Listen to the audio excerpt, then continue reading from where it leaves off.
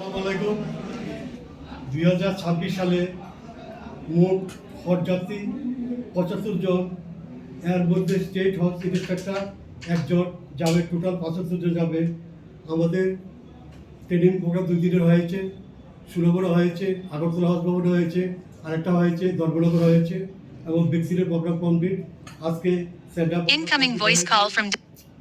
Total আমাদের 20 তারিখ সকাল 8:25-এ 23 জন হজযাত্রী ফ্লাইটে যাবেন।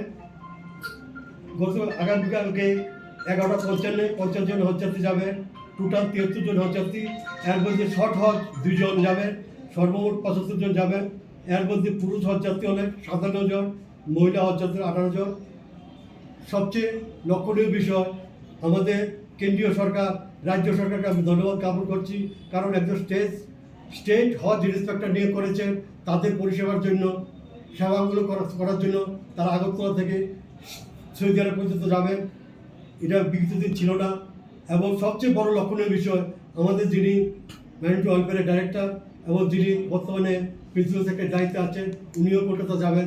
তাদেরকে বিদায়ী অভ্যর্থনা জানানোর জন্য আমি রাজ্য সরকারকে এবং ত্রিপুরা রাজ্যের জনপ্রিয় মুখ্যমন্ত্রী ডক্টর প্রফেসর কালীন সাহেবকে ধন্যবাদ জ্ঞাপন করছি।